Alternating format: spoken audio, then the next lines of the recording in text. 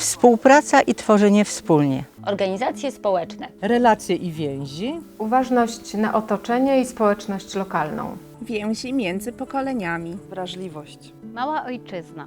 Harmonia natury i kultury.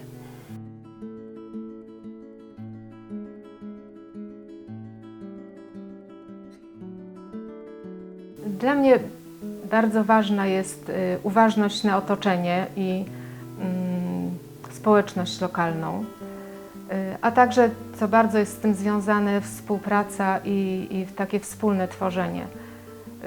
Przyjechałam kiedyś w te strony i zostałam tutaj, zamieszkałam, zaczęłam tutaj pracę i właśnie te wartości okazały się być bardzo ważne, żeby można było w ogóle tutaj działać i wspólnie coś tworzyć.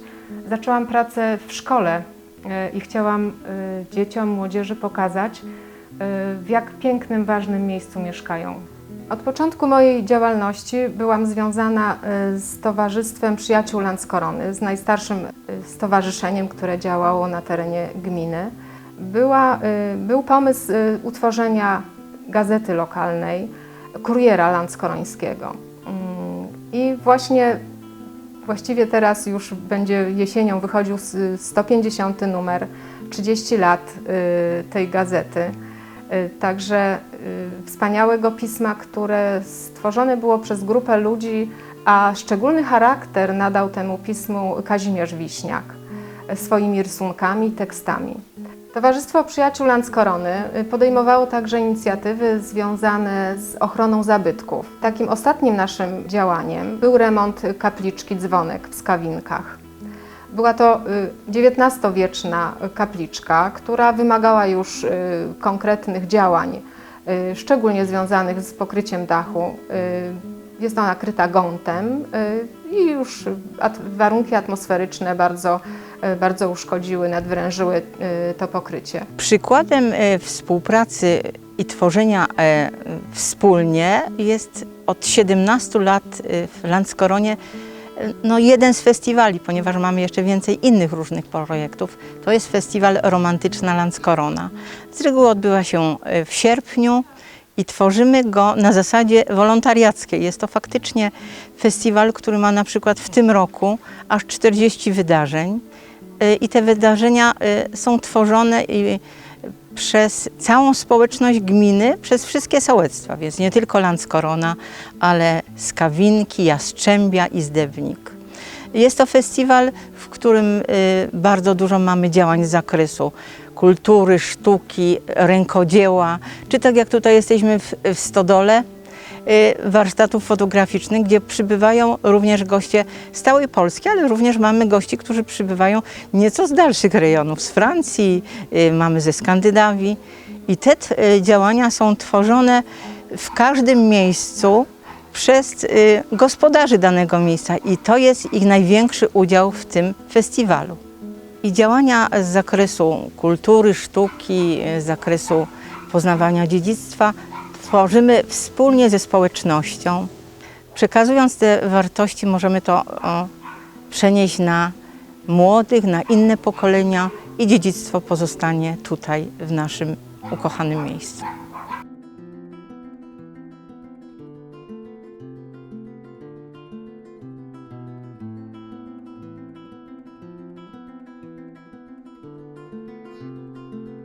Dla mnie bardzo ważne w pracy na rzecz lokalnej społeczności jest łączenie dziedzictwa przyrodniczego i kulturowego. Taka harmonia natury i kultury, którą w piękny sposób wypromował już w swoich książkach Jan Gwalbert Pawlikowski, taki można powiedzieć prekursor ekoturystyki. Jesteśmy teraz w willi Zamek, gdzie to wszystko pięknie się łączy, właśnie natura i kultura. O widoku tej willi śpiewał Marek Grechuta. Tutaj właśnie przyjeżdżała bohema artystyczna w latach 60. i ta Landskorona przyciągnęła do siebie ludzi z zewnątrz, artystów, ale również właśnie połączyła tą miłość do Landskorony osób z zewnątrz z miłością tą lokalną, miłością do lokalnej ojczyzny.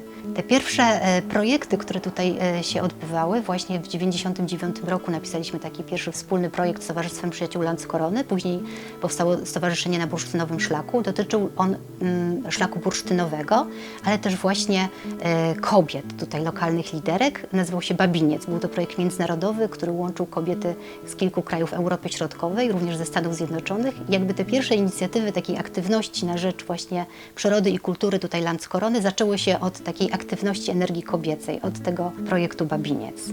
I pamiętam, jak pierwszy raz przyjechałam do Landskrony, to zobaczyłam ją właśnie oczami Kazimierza Wiśniaka, rysunków Kazimierza Wiśniaka, obrazów, jego tekstów. I wymyśliliśmy sobie wtedy już, kiedy udało mi się również poznać artystę, że spróbujemy stworzyć taki pierwszy mikroprzewodnik po Landskronie, taki przewodnik ekoturystyczny, który właśnie współtworzyli mieszkańcy tutaj z Landskrony. Oprócz Kazimierza Wiśniaka i jego rysunków teksty napisał Robert Bodnar, Ewa Klimala, Fryderyk Koźbiał, Stanisława Czwartek, która zbierała z młodzieżą legendy lokalne. I to była taka pierwsza mikroinicjatywa, która próbowała wydobyć to, co tu jest najpiękniejsze, właśnie ten niezwykły potencjał związany z przyrodą i kulturą. Rabka Zdrój to miejsce niezwykłe. Rabka Zdrój to przede wszystkim ludzie. Ludzie z pasją, ludzie niezwykle kreatywni, ludzie z wieloma pomysłami. Ideą wydarzenia dawnej Rabki Czar była po prostu chęć dobrej zabawy. I myślę, że taki cel osiągnęliśmy, bowiem w naszych wydarzeniach jest mnóstwo działań, które sprzyjają dobrej zabawie. Stowarzyszenie Dawnej Rabki Czar działa przede wszystkim w kręgu wydarzeń, historii, mody, wynalazków z okresu od 1900 do 1939 roku. W naszych działaniach zależy nam na tym, aby miejsce do odebrania tego, co chcemy przekazać, mieli wszyscy, wszystkie pokolenia. Staramy się łączyć pokolenia i przekazywać wiedzę o historii i o tym, co działo się właśnie te 120 lat temu, od najmłodszego pokolenia, poprzez młodzież, dorosłych i seniorów. Rabka była kurortem, w którym wypadało bywać i rzeczywiście bywały tu osoby o bardzo znanych nazwiskach. Stąd też my chcemy stworzyć taki klimat fajnej, wakacyjnej zabawy, ale właśnie w charakterze retro. Czyli wracamy do początków lat świetności naszego uzdrowiska. Działanie w organizacji pozarządowej stało się naszym pomysłem na życie. Nie było tak od początku, ale w którymś momencie okazało się, że to jest taka forma istnienia w ogóle naszego zawodowego, wielu członków, która daje nam pełną swobodę działania. Właśnie nie ogranicza nas, tylko właśnie daje nam mnóstwo możliwości. W którymś momencie po prostu zaczęliśmy pojmować stowarzyszenie jako taką formę skupiającą, opiekującą się ludźmi, takimi artystami, wolnymi duchami gdzieś tu z okolic Rabki. Obszary naszych działań są bardzo różnorodne, jest to dość szerokie spektrum różnego rodzaju działania w obszarze kultury, sztuki, muzyki, ale też ekologii. Taką naszą specjalnością jest właśnie łączenie tej sztuki z ekologią w takiej formie, żebyśmy się mogli realizować jednocześnie po prostu artystycznie, a jednocześnie pełnić tę misję taką edukacyjną. Kolejnym takim naszym punktem jest działalność teatralna.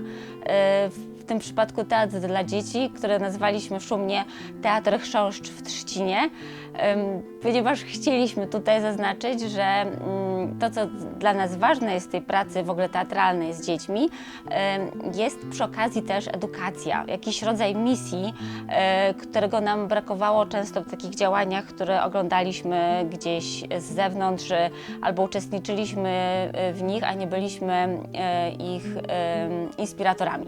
Tak więc po prostu nawet realizując bardzo śmieszny spektakl, po prostu przemycamy tam tak zwane w ogóle, nie wiem, mądre postawy życiowe. Nasze muzeum jest takim fenomenem, można powiedzieć, ponieważ mieści się w zabytkowym wnętrzu XVII-wiecznego drewnianego kościoła, a jesteśmy muzeum etnograficznym. Opowiadamy tutaj o ludziach i minionych czasach poprzez przedmioty. Musimy również być wrażliwi na potrzeby lokalnej społeczności. dostrzegać to, co przemija i próbować zachować dla przyszłych pokoleń. Nasze działania cechować musi wrażliwość na otaczający nas świat. To tutaj budujemy obraz przeszłości, pamięć o przeszłości dawnych pokoleń.